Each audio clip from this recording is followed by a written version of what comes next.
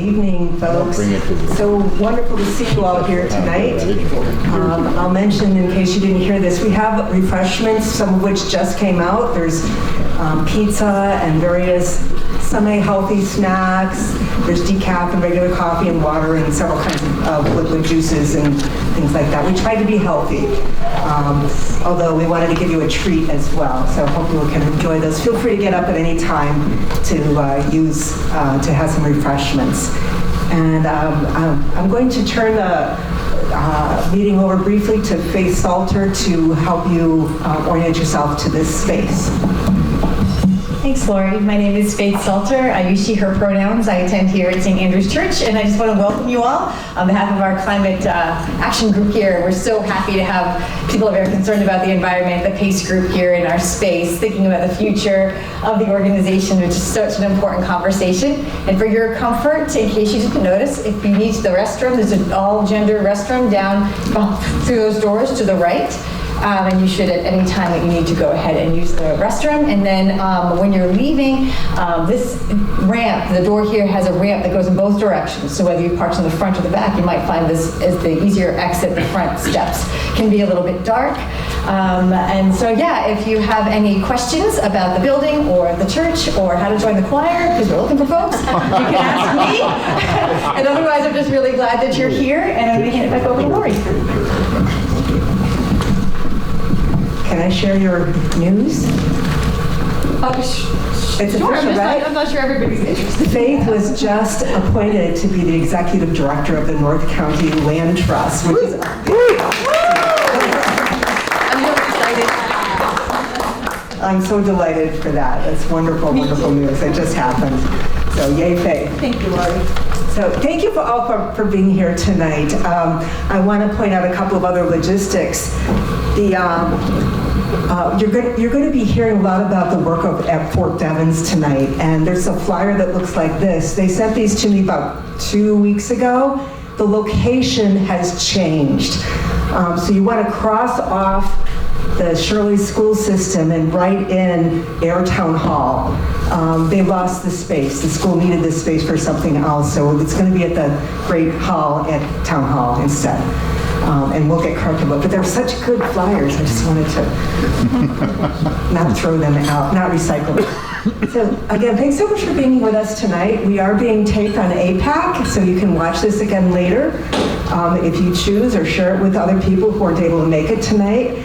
We're going to be going through the history, a little bit of what PACE has done over the years. I've been involved, along with Julie Kornswitz, since 1997, although PACE was formed in 1993.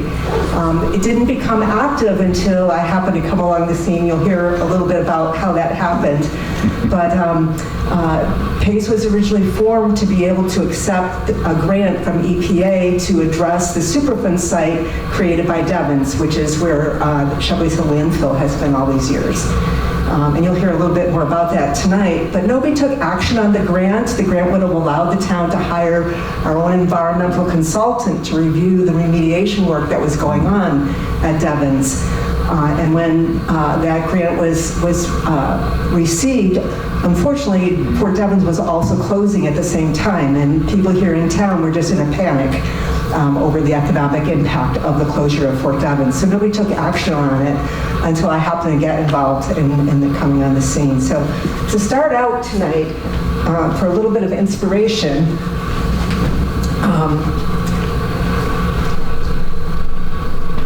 I think many of you know Marion Stoddard is with us tonight.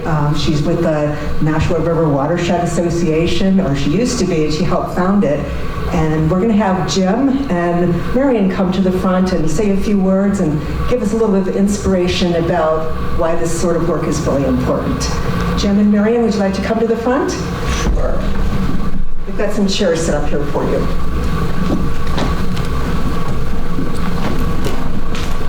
There's a microphone for you. Okay.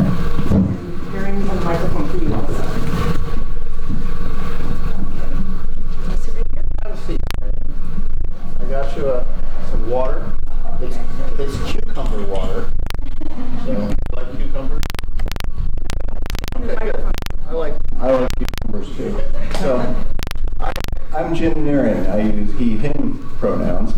And I'm the personal assistant of that person over there. We are so delighted, Marion, that you're joining us tonight to do this work and help us chart the future of PACE. You are among friends here. As you look out at this crowd, I'm sure you see many, many familiar faces. These are people you've inspired over the years, and I expect sometimes they inspire you too. I would say they're collaborators. Collaborators, yeah, that's a good way to put it. So, Laurie and Marion and I had a really stimulating conversation on Sunday. We spent about an hour and a half hearing a whole lot of wisdom from a really wonderful elder in our midst.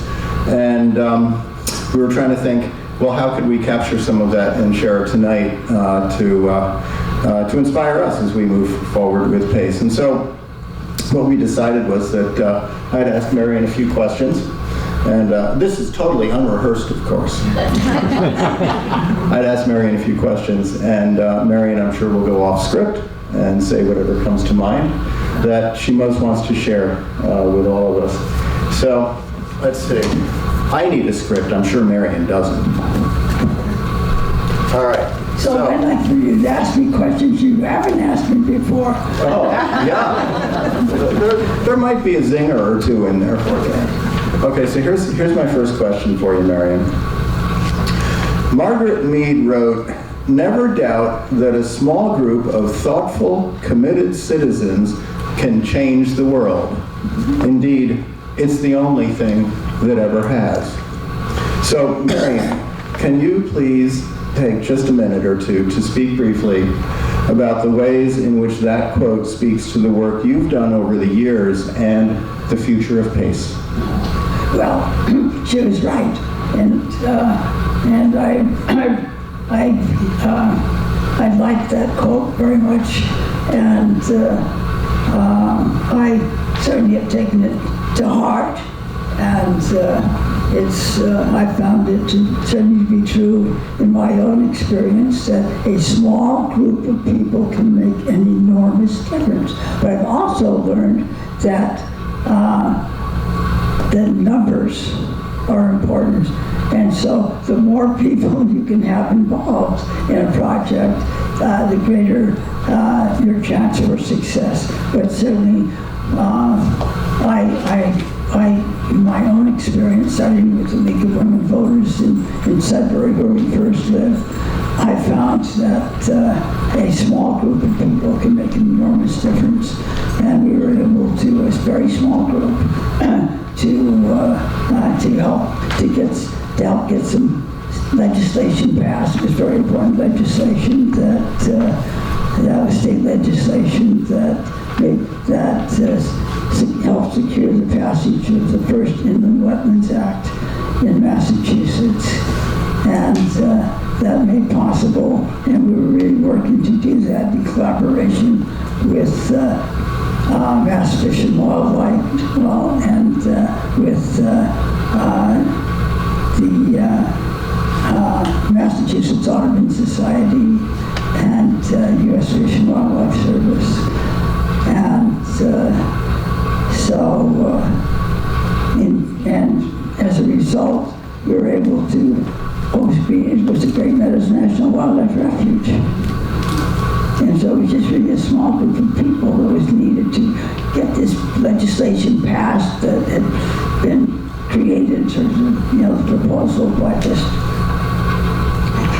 3 people. It's amazing what you can do when you step up. Thank you. Marion, here's another question for you. When we spoke the other day, you explained how an organization like PACE can serve as an umbrella That's right. for people with diverse interests. Can you talk a little bit about that, please? Yes, I can. And it's very important to have an organization like PACE. I will speak directly about PACE. PACE is a very, very important organization to the town of Air and to this area, and it provides an opportunity for people to come together to achieve common goals. And without PACE, or some organization like PACE, the National River Watershed Association, and this is what we originally formed to do, was, well, first of all, was just a cleanup committee to restore the National River. So initially, it was just a small group of people that organized to clean up the National River. And then we reorganized as the National River Watershed Association to protect our resources. We're covering a large area, so it's wonderful to have groups in each of these towns in our watershed who are working on specific projects in their own town, but then can come together because actually, power lies in numbers. And so the more people you're able to bring together to support an activity or to do the activity, then the more successful they're going to be. And so PACE has been serving since 1994. That's when it was first organized, and as Lori pointed out, for a specific purpose, but it has broadened its reach. And so it's a lot of fun to participate in a lot of these projects. The project that I particularly enjoy, PACE projects, is pulling water chestnuts from Grove Pond. And I can't tell you how much fun I've had doing this and working with people like Paul and Lori and maybe there's some other people here too that help. But I'll tell you what I think is really important is that this is about PACE, is that the town of Ayer is a very attractive town, and for many, many reasons. And one is, this is for new people to move to Ayer to live. And it's, as someone has said, they misnamed the town. Instead of calling it Ayer, it should have been called Water. Because there is so much water in Ayer. And but there are so many ponds, and there are running. So it's a very attractive town for people to come to live.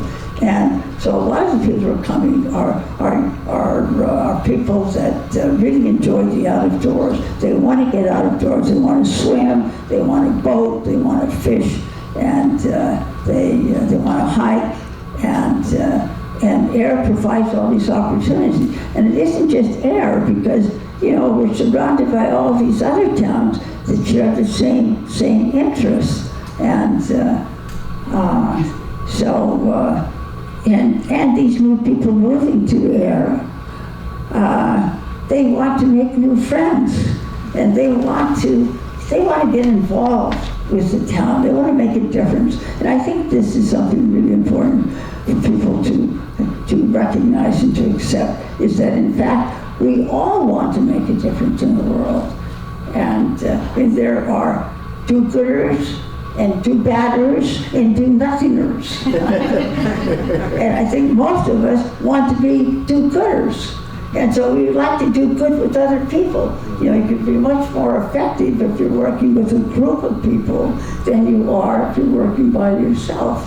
And so, like pulling water chestnuts, it was so much fun to pull water chestnuts, and it was a lot of work. But one of the things that I enjoyed most about it was all these people, and this was Lori primarily, was identifying groups of people to come to work to pull water chestnuts. And some of these people had never been in a canoe or a kayak before, and it was so educational, informational, and they had so much fun. So it was fun for me to watch these people who'd never been in a canoe before and paddle and pull water chestnuts. And so it's wonderful that PACE is here to provide opportunities for people to make a difference. And I will add, it was clear you were having fun with I the was having water fun, but I was chestnut having a lot bowl, of too. fun. I was there. And one of the things I love about you, Marion, is that even though you had all these leadership roles over all the years, you still climb into a canoe and you go out there on Grove Pond and you yank out those weeds like everybody else. So thank you. Carefully. Carefully. They are really They are nasty. dangerous. Yeah, those little Right. seeds. But it's so fun to see people who've never been on the river before get in, and how much enjoyment it is to give people to make a difference. And so I think that it's really wonderful that we have PACE here for people to be able to be made aware of things that need to be done. And I'm just thinking too about Faith Salter, and I'm thinking about her involvement with the Girl Scouts, and I guess we're not calling them Girl Scouts anymore; they're just Scouts.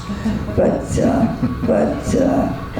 working with your troop and your daughter, and the work that she has done along the ponds, and really bringing people's attention to stormwater.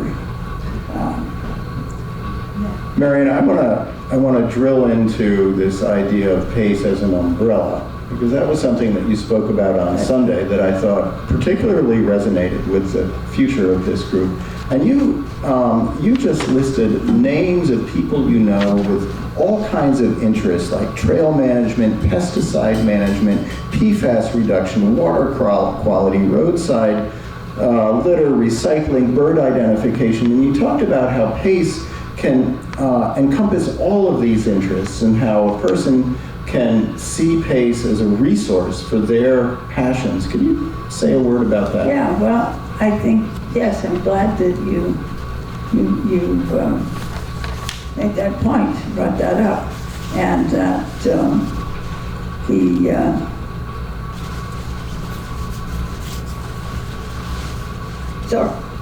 396. Yeah. I'm a little forgetful. You're doing great, Marion. You're doing great. Give it up for Marion. I think you've made the point, right? PACE doesn't have to just be following one issue, but rather it can be a place where any of you go for the issue that you're passionate about. Right. That can help you and be a resource That's for right. that. Thank you, Jim. Thank you for getting me back on the track and say one of the things I want to say is that recently I met a woman in Ayr who is recently retired, and she is a gardener, and she loves gardening. She is a fantastic gardener, but she wants to help other people garden. And so she was asking for help. She said, how can I find people who would like to have me help them with their gardens? And so she needs someone to spread the word. You say, here is this person who is a skillful gardener, and she wants to help other people garden. And I think that there are many people in Ayr that they really are interested in. They'd like to know more about it, and they would like to be able to join with someone else or some other people to do, and that they just need a vehicle, and PACE is a vehicle, for launching this new interest or supporting this new interest. And I'm thinking about the town of Ayr itself. I mean, stormwater is an enormous problem, and I think in the whole country that stormwater runoff is the greatest source of pollution to our rivers. And the town of Ayr right now is working on a stormwater reduction program, and they need help. And so PACE can certainly help inform people, educate people, encourage people to get to town meeting to vote to support the program. And I know that in talking with the Conservation Commission, agent, or yes, and she really needs help with trails. Well, I know there are an awful lot of people who are interested in trails. They love to hike. They want to know where are the trails. And they're interested in helping to create new trails and maintain trails. And just near where I live in the air is, I live in Autumn Ridge, and we have our trails at Autumn Ridge adjoin the town's trails, Pine Ridge Trail. And there used to be an air Greenway Committee, and they really did a great job of developing the trail and trail signage, but they don't exist anymore. And so the Conservation Commission really needs some volunteers, but they need to let people know, because I think if people knew that there was this help that was needed, that they would come forward. But they would like to work with some other like-minded people. I know that Lori has led these walks for Audubon and North County Land Trust, and I think the National River Watershed Association, probably other groups too. And so that,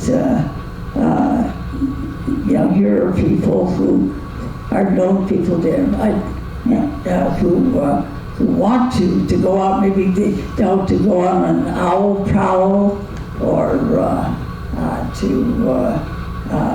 just, I know that there are also people here in air who are, in addition to Lori, who are great birders, and they want to share their love and their passion with other people, but they need a vehicle to let people know that they're running a trip, and for them, for pays to advertise the trip and to encourage and support people to come. And people are interested in the skies, and particularly, since we've, these beautiful moons that we've had, and comets, and people, I know that there are people here in air that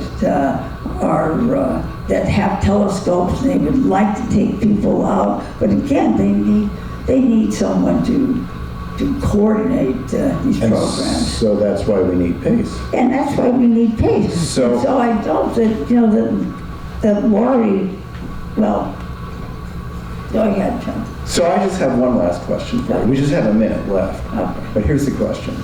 Over all these years, why have you done this work? Why do you do this work? Why should we continue to do this work? Well, I think that people want to make a difference in the world, and I know that's why I'm doing my work. And I enjoy it. And what would I do if I weren't doing this? Well, I don't know what I'd be doing, but nothing I can imagine that I would enjoy doing, like sitting home and watching TV. That's great. Folks, give it up for Marion Stoddard.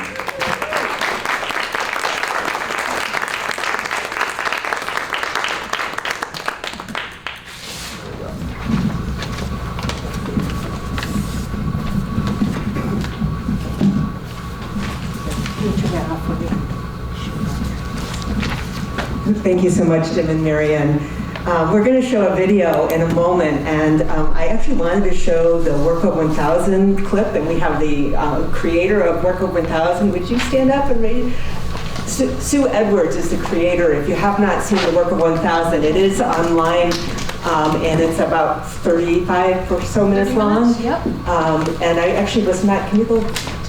And I was not able to pull it in appropriately. So I have a different clip of Marianne that I would like to show, and Jim's going to get it going for us.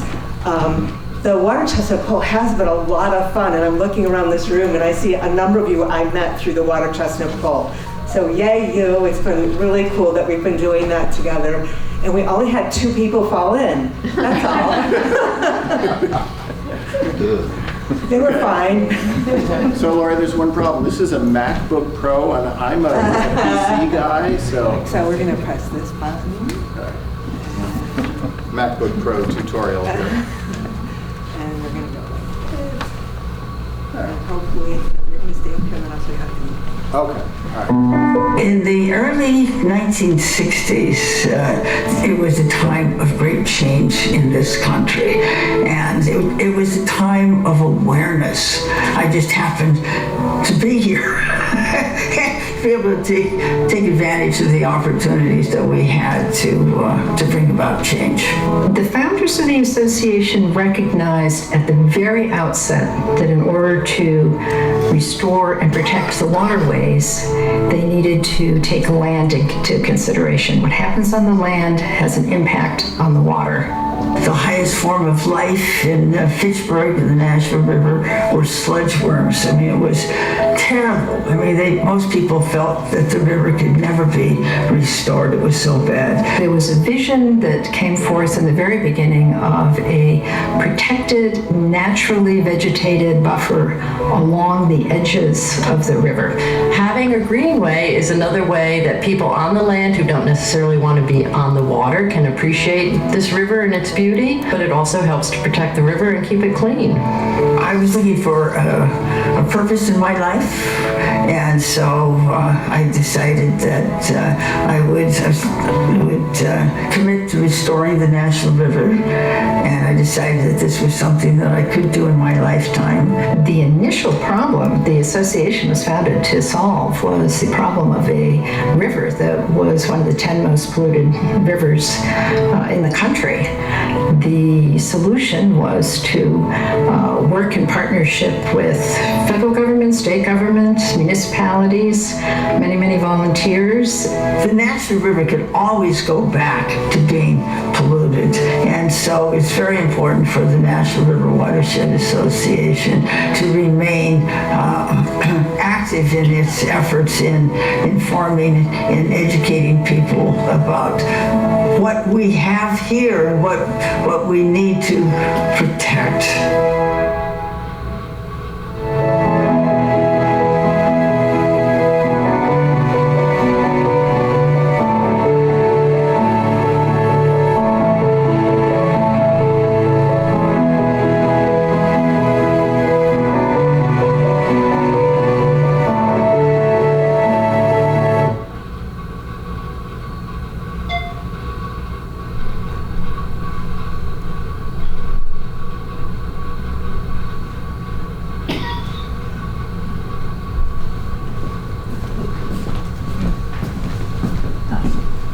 See the arrow right there? Yeah, That's forward. that's forward. That one's Okay. backwards. So when you say next slide, I hit the forward arrow. Yeah, or when I nod to you. Okay.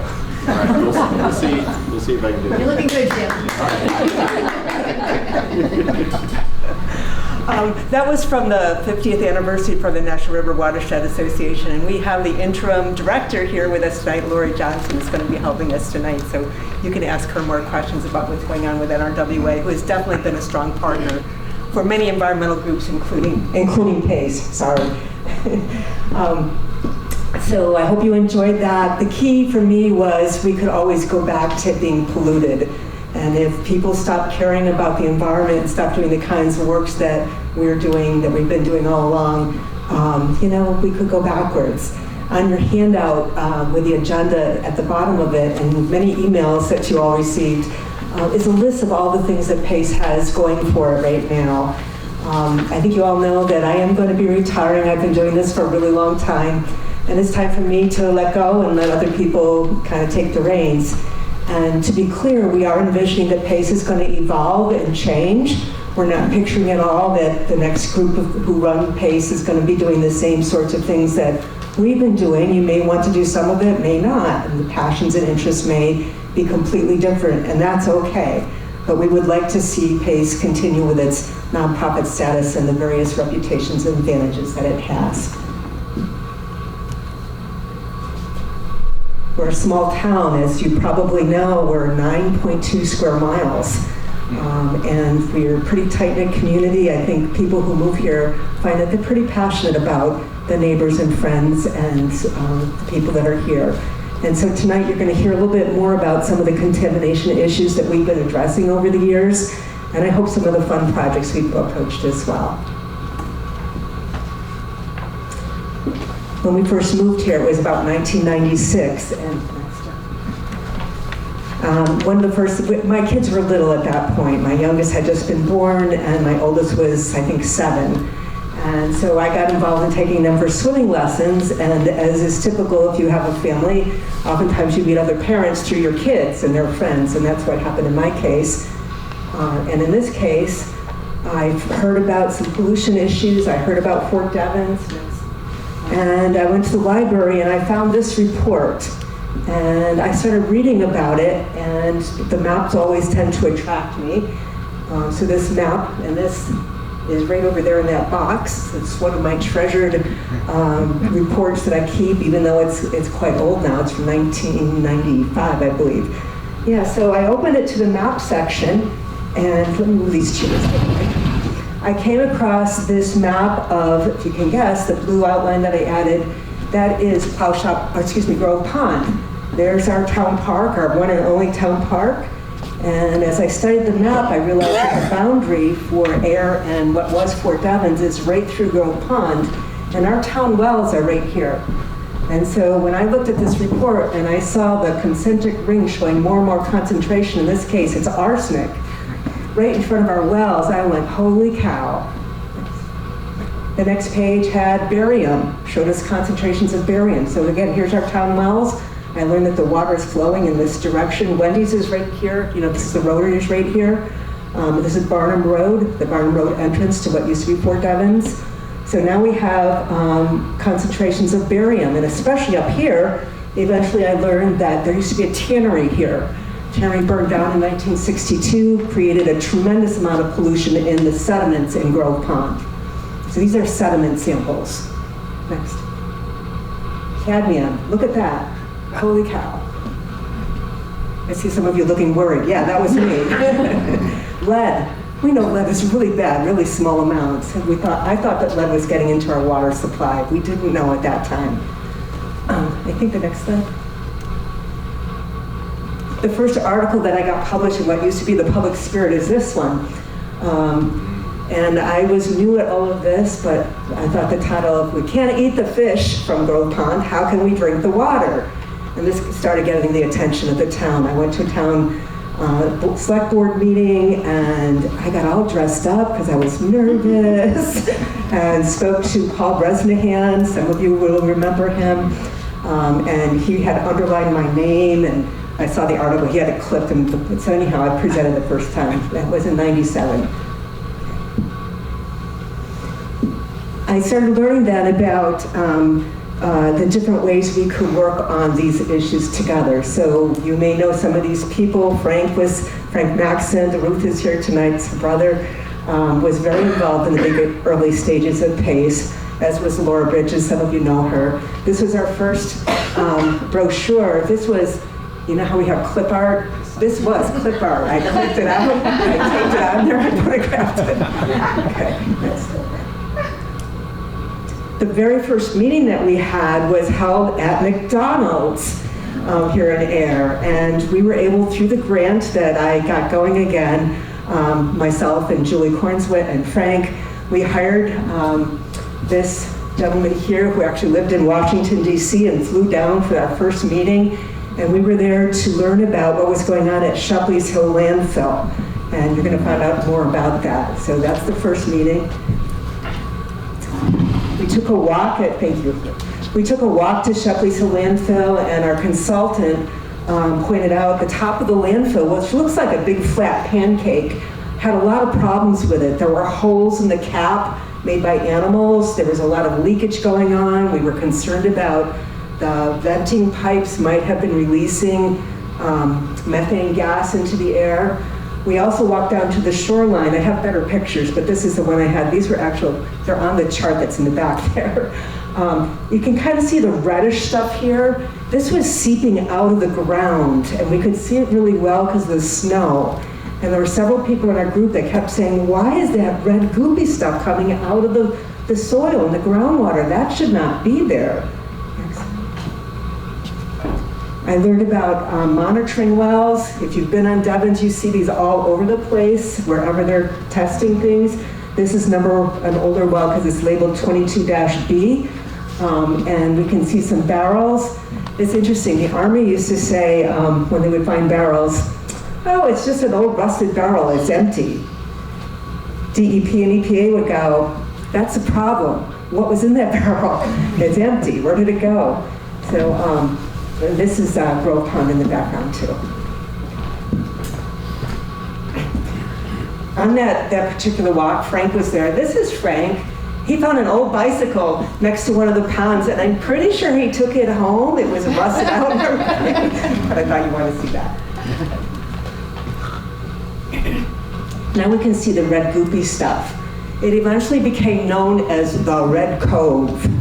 The Army did not want to call it the Red Cove, but the Army had been creating those problems because of Shepley's Hill landfill. I think the next slide shows the map.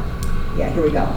So here's the pond we're looking at. This is Grove Pond, here's Crony Park. There's a conduit between the railroad, underneath the railroad tracks that connects these ponds. The water's flowing like this. So water's going right by where the tannery used to be and into Plowshop Pond. Lots of contamination in both ponds. All of this red line or pink line is Shepley's Hill landfill. It's 84 acres, it's enormous.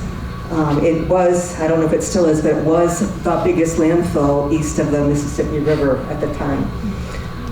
What's been happening is the groundwater is still flowing underneath the cap that had been installed to try to prevent rainwater from washing through the landfill.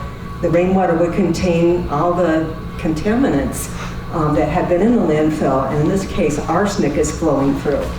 So that was the big problem, and it still is the big problem of arsenic washing through. So the Army was adamant that the water was flowing in this direction, was not going into the pond.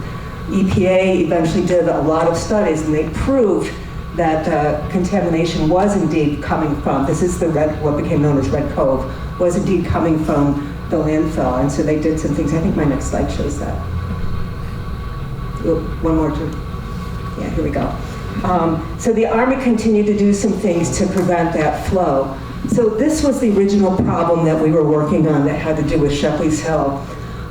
The Army had a bunch of small landfills. There were 7 of them scattered all over various places in Fort Devens. Some of them were in the South Coast, some of them were on the land that used to be that could go back to Harvard. Not many of them were actually the land that would go back to Air. Well, they wanted to and needed to dig up all those small landfills and put the debris somewhere else. They wanted to consolidate it right here. And they wanted to make the problems at Shepley's Hill landfill, as we saw it, even bigger. So we were very opposed to all of that. We did measurements to the distance to all the different important features here. We did really worked hard to understand the environmental impacts. And we had a public hearing. If you've been around long enough, you have.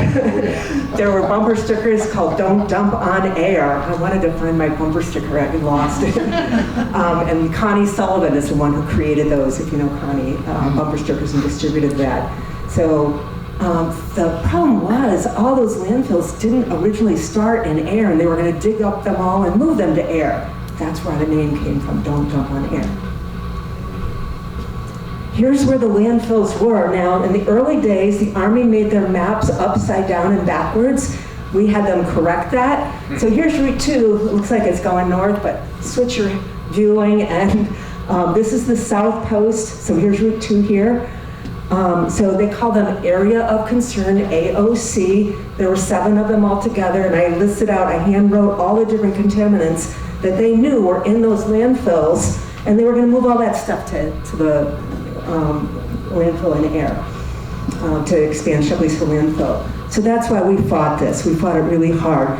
Army claimed that they were going to separate out the contamination and send that elsewhere from the things that could be recycled in a landfill, but the process just wasn't believable the way they explained it to us. So this is the battle we won. It took a couple of years of a lot of meetings, lots of funding, several hearings. Board of Selectmen got on board with us, the Air Board of Selectmen. They created an entirely different location for the landfill. It's called the Devens Consolidated Landfill. It's where Mirror Lake is on the same road, kind of diagonally across the street, a little ways down the road. They found a location on Devens that was not underneath anybody's aquifer, and it's pretty safe. It's a state-of-the-art landfill. It's got a lining and a cap, and it's got all kinds of check systems. It's the right thing to have done. So, yay, we won that one. Woo-hoo.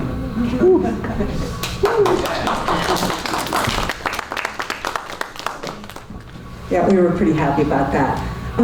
These are the kinds of maps that they came out with in the years later. So this is showing what's called particle tracking. So using computer modeling and other things, they have ways of tracing particles that would have started out at the hill, which is called Shepley's Hill, and following those particles, they all seem to be going in the northern direction. Now the particles don't magically stop at the edge of air, but their data did. And so they're showing how the water is traveling. The groundwater we know is carrying arsenic with it. We're not talking about little levels of arsenic. We're talking about very, very high levels of arsenic. And this is still a problem. This is still one of the big issues we're working on. The levels here, I think I might have a chart, but levels up in here, now this is Ayer, the town of Ayer. People on Long West Main Street have been forced to put land use controls on their property because the contamination is so high there. So nobody in Ayer happens to be, most people in Ayer don't happen to be on private water. You're on town water, so they're not worried about you drinking the water. But if you were to sink a well, for example, to water a garden, maybe to use for a pool, you're going to be pulling in really high levels of arsenic into your water from that well, and that you're not allowed to do that. The Board of Health will not allow that. So I think that's wrong, but that's, okay, next. And here's one of the solutions. So this is from a really recent meeting we had. You may be able to see that. It's from May of 2024, so just this year. This is a slide that I took from one of the Army's presentations. They typically describe all the things that they're doing. It's a lot. They're doing a lot of stuff. It's costing them a lot of money. They do have a cap on Shepley's Hill landfill. There's a groundwater extraction system in the northern end trying to trap the groundwater, and treat it, send it to the wastewater treatment plant in Devens, and so it's not being released. However, a lot of the concentrated amounts of arsenic are still getting around that extraction system and entering into the wetlands in Ayer. That's a problem. It's also a tricky problem because if they pull all of the water out, they're going to dry up the wetlands that are up here. We don't want that to happen either. So it's not an easy problem to solve. In addition, you may have noticed they put in a barrier wall that was to protect the Red Cove and to try to keep the contaminated groundwater going forward. So that's an underground barrier that they constructed. Very expensive project. They put a lot of money into this, but it's not been solved yet. That's going to be a long-term problem. I need my water. Where did it? Is this it? Yeah. Okay. I thought I would stick to the topic of. Can you open that for me? Stuff going on at Devens. So this is another interesting problem, and this one is actually getting resolved. Moore Army Airfield. You recognize the airfield? Most of you? Yes. Okay. So we're looking at an aerial view down. You have to take the top off too. It works. No. Yeah, I just got water out of it. I don't know what to do with it now. I'll take the top. All these water problems. That's right. It just There you go. Top removed. Thank you.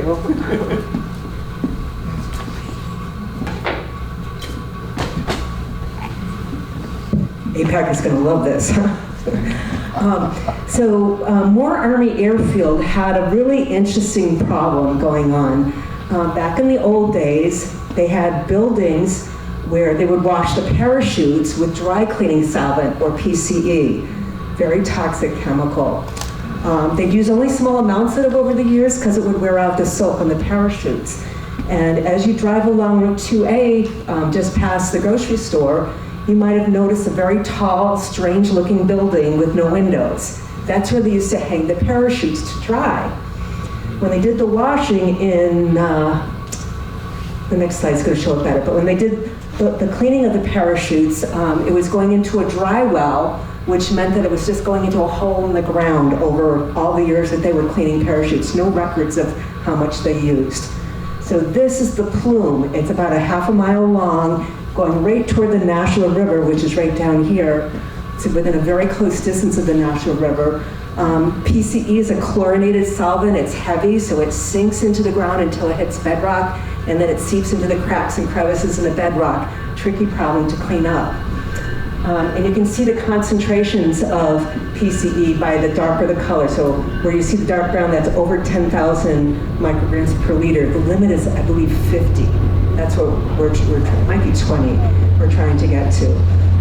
So the solution here was they put in rows of, they inserted rows of a chemical that was going to create bioremediation, meaning they put in human-grade molasses originally, watered down, and the molasses was a carbon source, attracted bacteria into the area.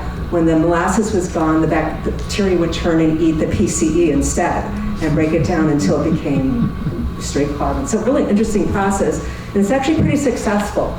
I think the next slide shows, this is the building. You've probably seen this, yes? Now you know what it is. And that was a site walk we went on. That's another fun thing we get to do. We get to see all the different sites once or twice a year. I didn't find the after picture, but that remediation for PCE is going really well. And it's going to be cleaned up in about another 10 years or so. There are other problems going on, which I think I'll get to too. Okay, so won't have time to go through all of those remediation projects today, but this is a list, again, from the most current RAB meeting. We just had this in September. These are other problems that they're following. Again, AOC is area of contamination, area of concern, and PFAS is a huge issue, as I'm sure most of you, all of you know. Shepley's Hill landfill is another issue. Actually, I think the next slide, Jim.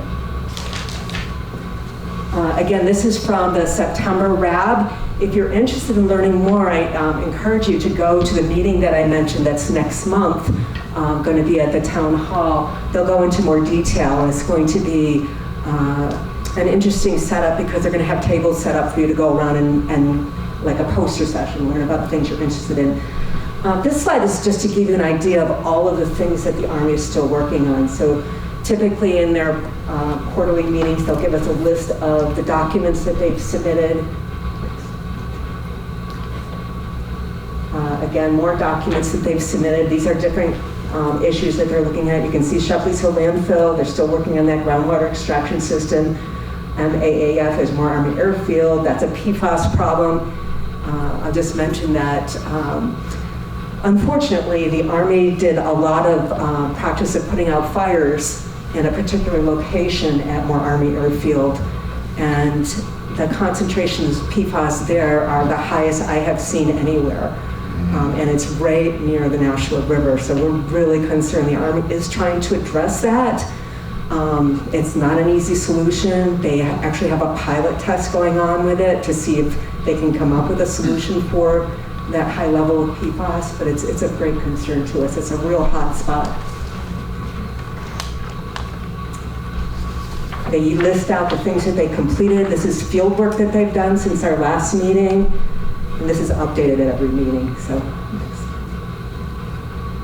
we're also working on explosives. This has to do with Nashua River Watershed Association pulls water chestnuts on a part of the Nashua River. And unfortunately, they found some unexploded ordnances in the river, and so they've done a very careful job of underwater diving and all kinds of additional work to make sure that it's safe for people to go in there. Huge project, big expense. And this is, again, about the meeting next month. There are community involvement programs within the Devons, and I can talk more about that at this meeting or afterwards, but that's one of the things you may want to consider becoming involved with. We're turning the page. This is not a Devons project. This was another big project that we worked on Right after the landfill, the Shepley's Hill landfill issue was resolved, we started hearing about the auto unloading facility that originally was designed by Guilford, and several people in this audience were working on that for us. So that started in November of '98. That was an article that was published in the Public Spirit. This is what the project was. On the other end of town, now we're at Spectacle Pond. Our other drinking water supply is right here. Littleton has wells down here. This had been called the Golden Triangle for a while, and the town worked to get it developed because we wanted the economic base. And then, for some reason, they realized that, oh, actually, we shouldn't develop this because it's part of the aquifer that supplies water. It should be protected. So the blue line here is showing us what's called Zone 1, which is where our water is being pulled from to feed the Spectacle Pond aquifer. They intended to pave, I think it was 42 acres, and bring in railroad spurs to be able to unload new cars onto the lot to supply cars for the whole Northeast. It took a couple of years. We opposed it. Many other groups opposed it. Littleton got involved. Wonderful thing about this was I got to meet the folks from the Littleton Pond Association, the Spec Pond Association, and we wrote a tremendous report, which is on one of the tables over there. We worked really hard to try to prevent this from happening. So Littleton opposed it. Patrick opposed it.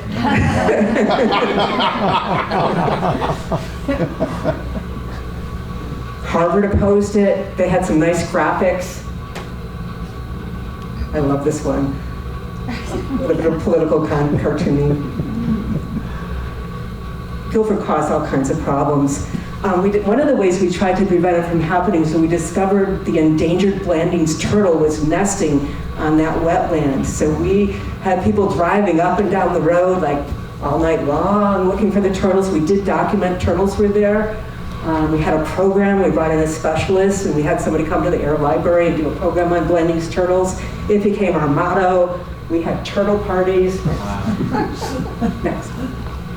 There we go. We had this cool party. Jim wrote a script. We had a play. It was really fun. Bring your own turtle to the party. There's a lot of snow that day. That's we almost got snowed in. Go ahead. And in the end, we had a big public hearing with 100 people, 150 people. In the end, we lost. The rights for the Surface Transportation Board for interstate commerce overruled the right of our little town to protect our drinking water, is the bottom line.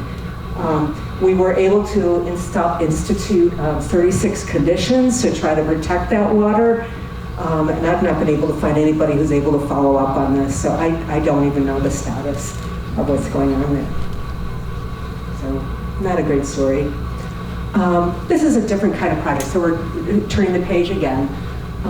How many of you know about 211 West Main Street and what had gone on there? Okay, a few of you do. So, let's see. This is Main Street right here. 211 West Main Street is right across the street from the Devon's Plaza. It had been a vacated building for a long time.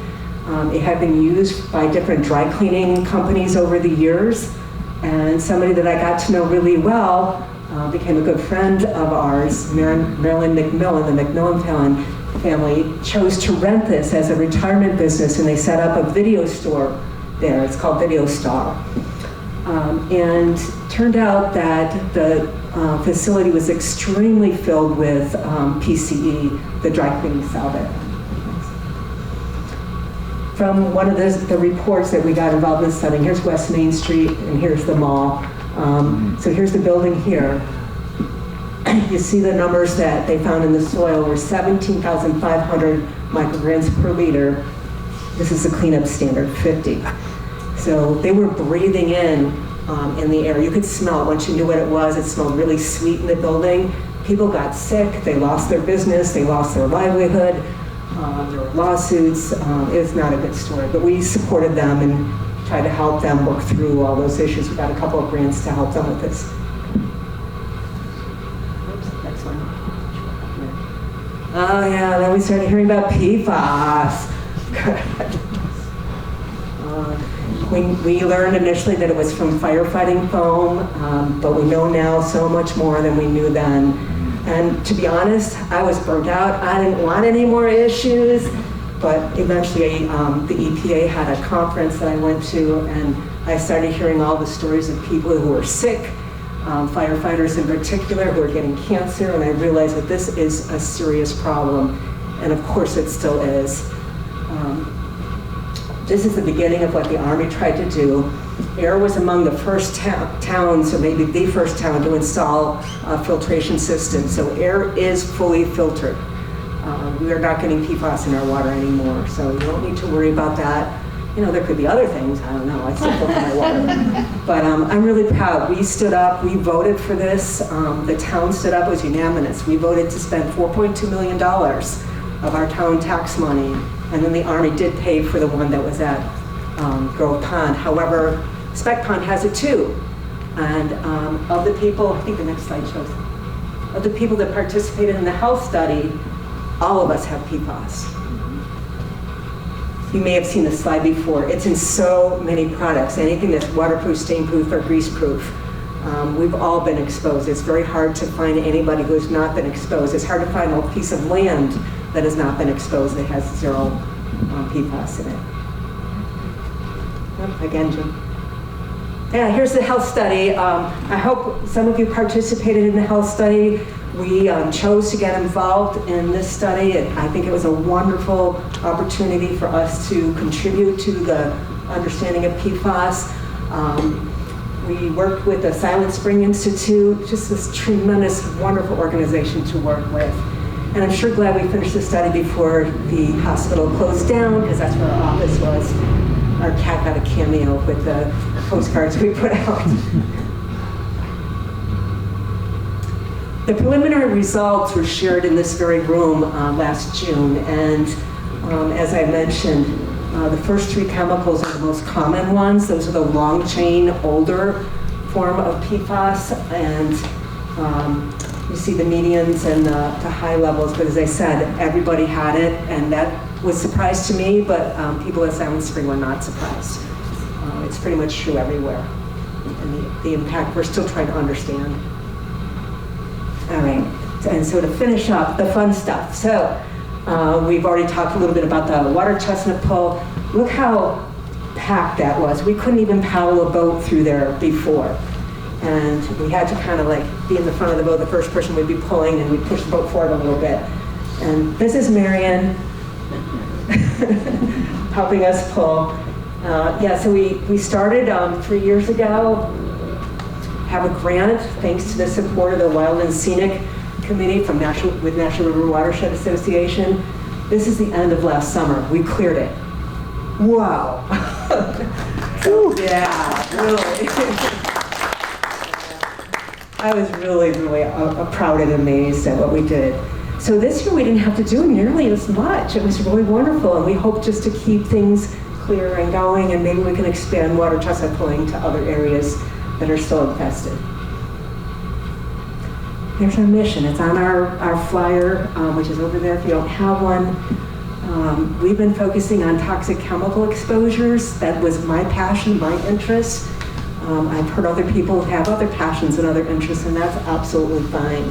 And then to communicate those interests to others. All right, so we're going to break into groups at this point.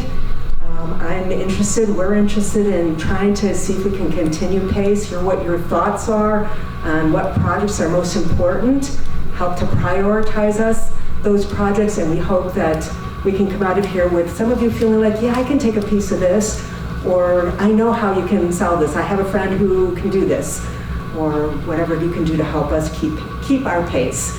So thank you very much. I think we're going to do this like this. We have 5 facilitators all together. I think we need 4 or 3 groups instead. And facilitators, could you just say, so I was envisioning that each facilitator has slightly different interests and passions, and I was thinking that you would go to the table where that person is. So let's have the 2 of you maybe work together at one table. Can you just stand up and introduce yourself and say what you're interested in? Yeah, sure. You want to come up here, Taylor?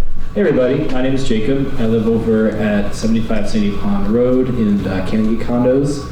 I am newly elected to the community board for the new development across from the pond there, so if you are interested in that's going to be developed as well, definitely talk to me about that. I am mostly interested in things like environmental preservation, circular economy, and like waste reduction in our daily lives and that sort of thing. And also, Lori's introduced me to a lot about pollution reduction, and that's something that's been really interesting to me too. So, yeah, that's me. Nice to meet you all.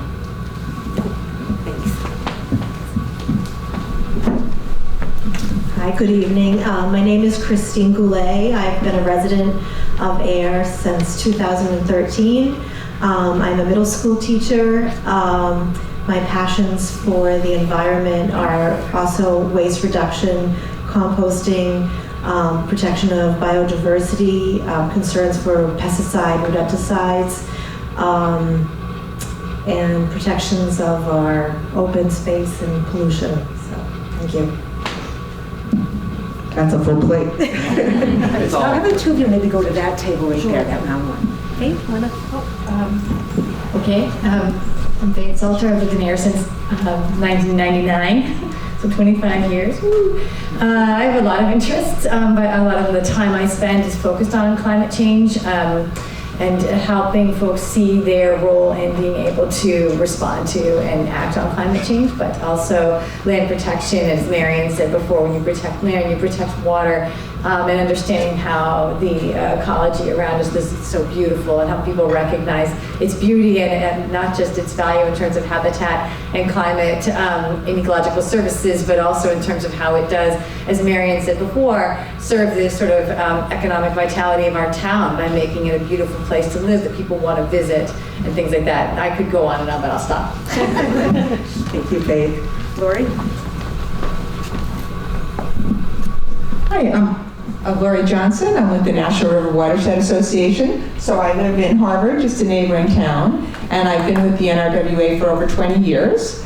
The NRWA, as Lori showed in her introduction and Marion spoke about, is focused on protecting water resources, protecting land resources that protect water, as Faith just mentioned, and providing environmental education. And we've worked collaboratively a great deal with PACE and have tremendous respect for the work that Lori and the organization has done over the years. One of the things we're doing a lot of these days is more ecological restoration. As communities are experiencing the impacts of climate change, whether that's flooding or heat islands or drought, we're working on nature-based solutions. That could be a bioswale or a rain garden to help the natural ecosystems mitigate those impacts and improve the livability and quality of life in the communities as well. Thank you, Lori. And Bill? I am Bill Dustin, formerly from Littleton.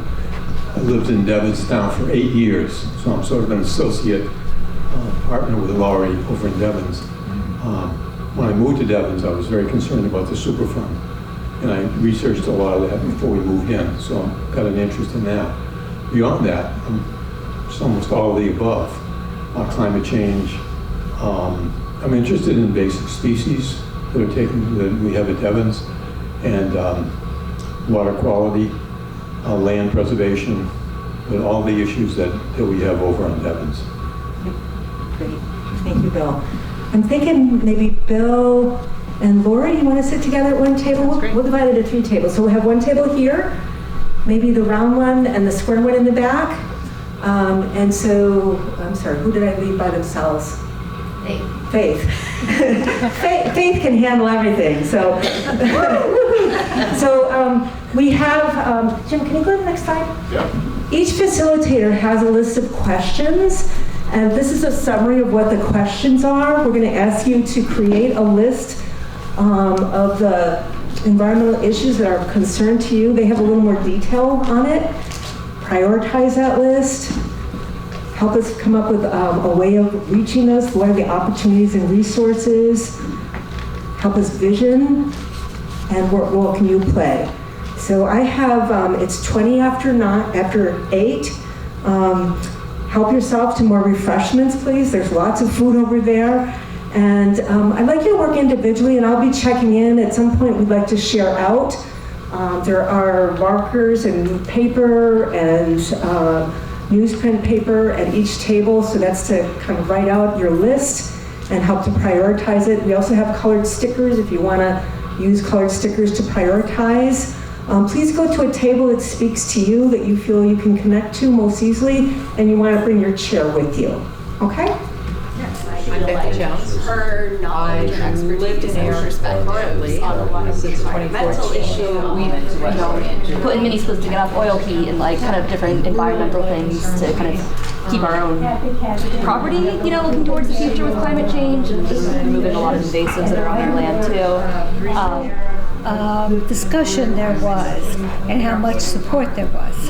Yeah. I, we were previously much more involved and 30 years residents in Westford. Oh, okay.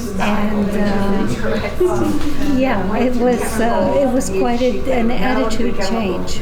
Protection under the Clean Water Act. So I have many interests. And I was president of the Lake Association in Littleton, and I was interested. You lived in Littleton, you said, right? Yeah, for 40 years. Okay. Yeah. Which lake? Long Lake? Long Lake, yeah. Long Lake. Yeah, Oh, good. yeah, I was president of that. There are a few lakes there too.